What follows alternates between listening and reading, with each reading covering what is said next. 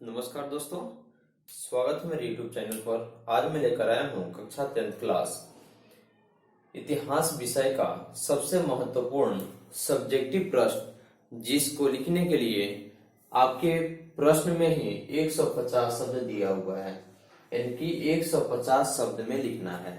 दीर्घ उत्तरीय प्रश्न है और इसको शुरू से अंत तक देखें। वीडियो को लाइक करें, शेयर करें तथा मेरे चैनल को सब्सक्राइब कर लें, ताकि इस प्रकार के सभी नोटिफिकेशन आपको मिलता रहे और आपके मैट्रिक बोर्ड की परीक्षा के लिए सभी विषयों का क्रमबद्ध तरीकों से, यानी कि बहुत अच्छे तरीका से हमने यानी कि सब पार्ट को ले करके और धीरे धीरे सबको समाप्त करेंगे, ठीक है। जिसकी वजह से आपकी बोर्ड की परीक्षा की जो तैयारी हो यह काफी महत्वपूर्ण हो और साथ ही साथ बोर्ड की परीक्षा के साथ साथ आपकी जानकारी भी अहम हो। इसी को ध्यान में रखते हुए मैंने इस क्लास को शुरू किया है, ठीक है। तो सबसे पहले हम देखते हैं कि प्रश्न है इटली के एकीकरण। एकीकरण आप तो शुरू से ही सुनते आ रहे हैं, पढ़ते आ रहे हैं, देखते आ रहे हैं कि एकीकरण का मतलब होता है कि 2, 4, 5 व्यक्तियों को एक साथ संगठित कर देना, या 2, 4 राज्य अलग अगर हुए हैं तो उनको एक साथ समाहित कर देना, एक साथ मिला देना।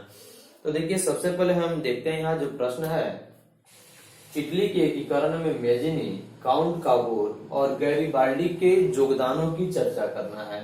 यानी कि यह 3 ऐसे शासक थे जिनके बारे में यह बताना है कि इन लोगों ने इटली के एकीकरण में किस प्रकार से अहम भूमिका निभाई। तो देखिए, इटली के एकीकरण में यह तीनों जो शासक थे, मेजिनी, काउंट काबूर और गैरिबाल्डी, ये सभी लोगों के बारी से हम इनके कार्यों का यानी कि कार्यों के बारे में बताएंगे, ठीक है। तो सबसे पहले देखिए मेजिनी के बारे में, यानी कि मेजिनी का क्या स्थान रहा इटली के एकीकरण में। इसके बाद आपके काउंट काबूर के बारे में बताएंगे और बाद में यानी कि इसके बाद गैरिबाल्डी के योगदान के बारे में बताएंगे, क्योंकि यह 150 शब्द में लिखना था और इसको 150 शब्द में इसको पूरी हम लिखने में संभव नहीं थे, इसलिए यानी कि इसका 3 पार्ट हो जाएगा, क्योंकि बड़ा बड़ा प्रश्न है 150 शब्द में, इसलिए इसको लिखने के लिए 3 पार्ट बन जाएगा। इसको ध्यान से देखिएगा। देखिए, मेजनी इटली के एकीकरण, यानी कि मेजनी जो था वह इटली के एक गुप्त दल कार्बोनेरी का सदस्य था। यानी कि गुप्त दल जो बना हुआ था कहाँ, इटली में, उसी का यानी कि यह गुप्त दल जो बना हुआ था कार्बोनेरी। तो कार्बोनेरी के सदस्य के साथ साथ योग्य सेनापति, साहित्यकार और गणतांत्रिक विचारों का समर्थक था। यानी कि इसका जो विचार था वह एक अहम था और वह एक दूसरे को सपोर्ट करना चाहता था, यानी कि एक दूसरे के भलाई के बारे में सोचना उसके अहम था। तो यह योग्य सेनापति के साथ साथ एक साहित्यकार और गणतांत्रिक विचारों का समर्थक था।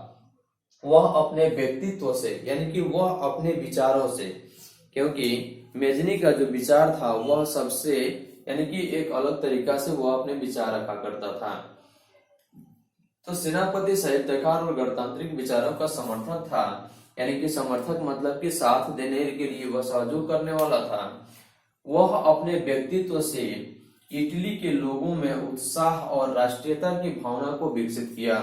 यानी कि लोगों में उत्साह मतलब कि खुशी और राष्ट्रीयता यानी कि भाईचारे की भावना को अपनाकर यानी कि एक साथ रहने के लिए उन्होंने प्रेरित किया, यानी कि उनको आग्रह करके प्रेरित कर दिया, उत्साहित कर दिया मेजनी।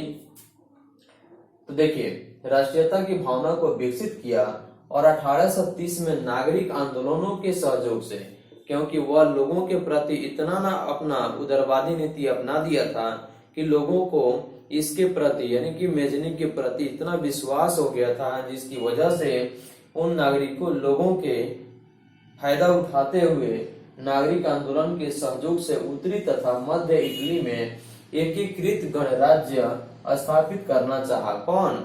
मेजनी, क्योंकि वह लोगों के प्रति इतना विश्वास जमा लिया था कि लोग उसके समर्थन करने के लिए आगे आ गए और उन्हीं लोगों के सहयोग से उत्तरी तथा मध्य एशिया में मध्य इटली में एकीकृत गणराज्य स्थापित करना चाहा, लेकिन यह असफल रहा। यानी कि यह गणराज्य स्थापित नहीं हो पाया, यानी कि वह असफल रहा और असफल होने के फलस्वरूप यह इटली से पलायन कर गया, यानी कि इटली से चला गया। परंतु 1848 में जब मेटरनिख की हार हुई थी, यानी कि जब नेपोलियन बोनापार्ट के द्वारा 1848 में जब युद्ध हुआ था तो उस समय यानी कि मेटरनिख की हार हुई थी और यानी कि पराजय, यानी कि हार के बाद पुनः इटली आया। कौन?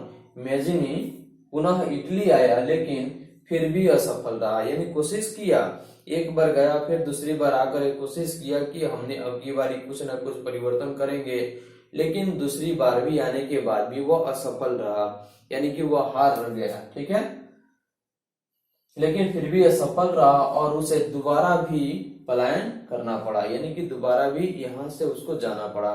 इस प्रकार कहा जा सकता है कि इटली के एकीकरण में मेजनी के जो योगदान रहा वह महत्वपूर्ण रहा, क्योंकि इटली के एकीकरण में यह तीनों मेजनी, काउंट काबूल और गैरिबाल्डी ने महत्वपूर्ण भूमिका निभाई, जिसकी वजह से इटली का एकीकरण संभव हो पाया।